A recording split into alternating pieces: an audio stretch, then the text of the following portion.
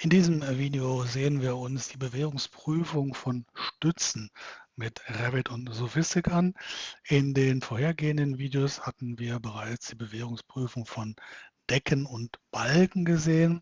Da ist die Vorgehensweise im Prinzip gleich.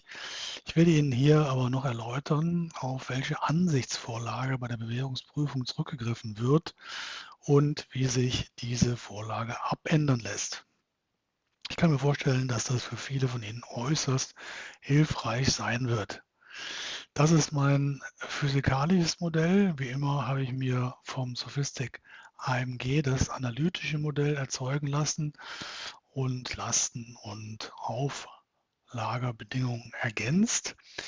Das Modell habe ich rechnen lassen und bin in den SSD gewechselt. Hier hinten, also hier an der Stelle, sehen wir 4 Rechteckstützen und um die soll es nun gehen. Im Task Stahlbetonstütze Bemessungsassistent habe ich die 4 Rechteckstützen in 2 Bemessungsgruppen eingeteilt, nämlich Level 1, 2 und Level 3, 4. Somit erhalte ich also 2 Bemessungsergebnisse, einmal für Level 1, 2. Das sind die unteren beiden Stützen. Gehen wir mal ins Ergebnis.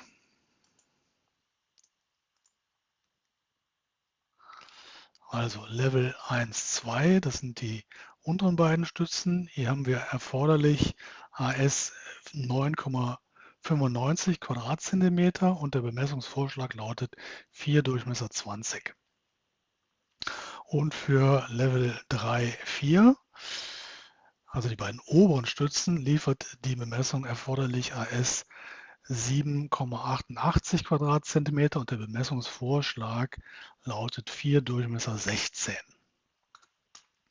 Gut, die Bewährung habe ich in Revit modelliert. Hier unten,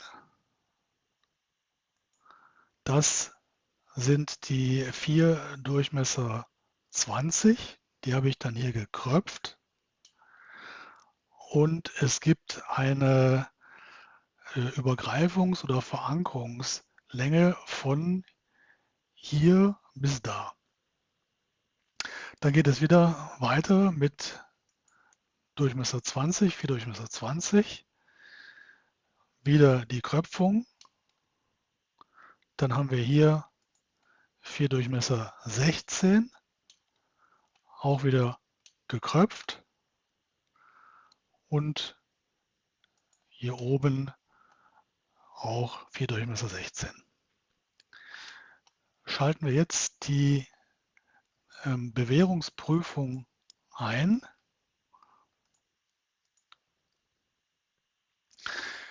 Ja, jetzt sehen wir, dass die Ansicht unübersichtlich wird. Wie kommt das? Das hängt mit der hinterlegten Ansichtsvorlage von Sophistic zusammen. An diesem blauen Rahmen erkennen Sie, dass die Sophistic-Ansichtsvorlage aktiv ist. Wenn wir dieses Häkchen bei Ansicht optimieren, deaktivieren, verschwindet der blaue Rahmen und die Sophistic-Ansichtsvorlage wird deaktiviert. Gut, eine definierte Ansichtsvorlage zu haben, ist aber sinnvoll. Dann muss man nämlich nicht immer händisch alles einstellen. Ich schalte die Vorlage nochmal aktiv. Was mich hier jetzt stört, ist natürlich das Muster in den Decken, hier in der Wand.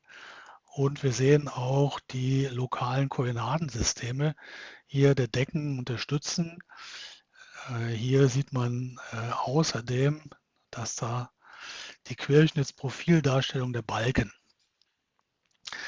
Natürlich können Sie jetzt hier mit VV die Sichtbarkeiten anpassen. Wenn Sie aber beim nächsten Mal den Bewährungscheck wieder aufrufen, werden alle Änderungen, die Sie an den Sichtbarkeiten hier vorgenommen haben, wieder zurückgesetzt. Also müssen wir die Ansichtsvorlage anpassen. Wo befindet sich die und ja, vor allem, wie heißt sie? Zunächst mal schalte ich die Bewährungsprüfung wieder aus. Sie finden die verwendete Ansichtsvorlage unter Ansicht, Ansichtsvorlagen, Ansichtsvorlagen verwalten. Hier können Sie filtern nach Tragwerk und nach 3D-Ansichten und da finden wir die Ansichtsvorlage Sophistic Rebar Check View 3D. Hier bearbeiten wir nun die Vorlage nach unseren Wünschen, also Überschreibung für Berechnungsmodell bearbeiten. Wir wollen die lokalen Koordinatensysteme und die Querschnittsdarstellung ausschalten. Das machen wir dann hier.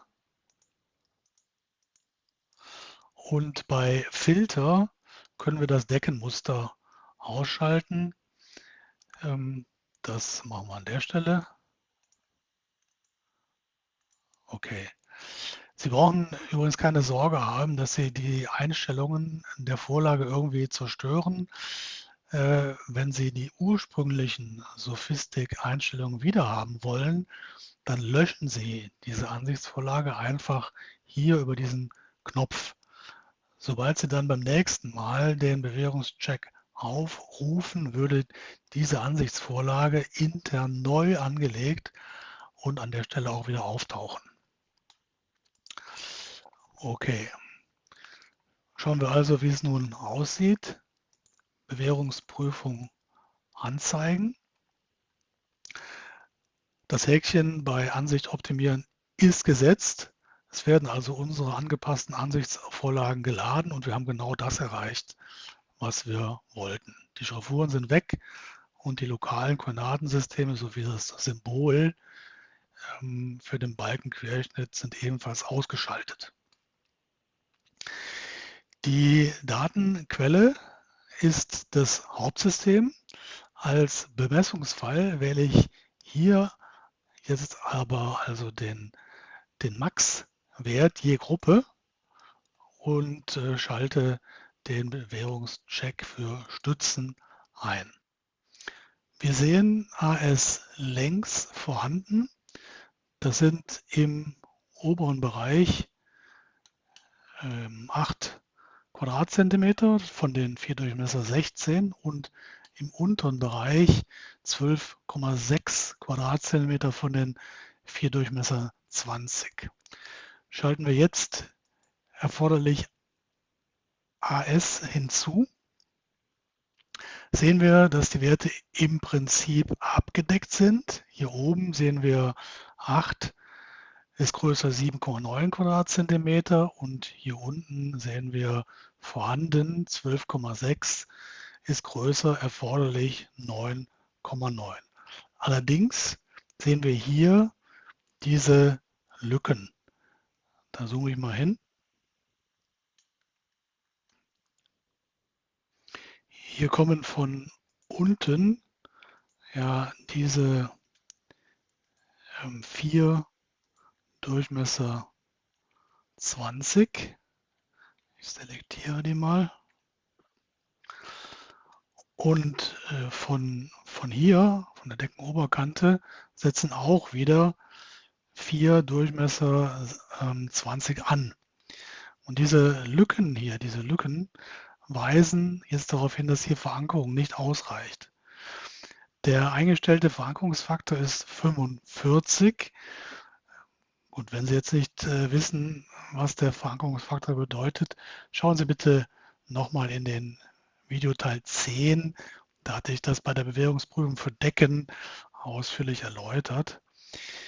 Die Verankerung müsste hier also 45 mal Durchmesser 20, also 45 mal 2 cm gleich 90 cm sein. Was ist hier aber konstruiert? Rufen wir die Abhängigkeiten auf. Eingestellt ist ein Abstand der Stabenden von der Deckenoberkante von 65 Zentimetern. Ja, das ist nicht ausreichend. Wir brauchen also mindestens 90 Zentimeter.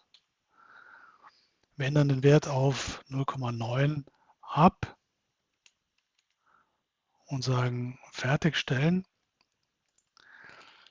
Ja, jetzt ist die Lücke geschlossen und wir haben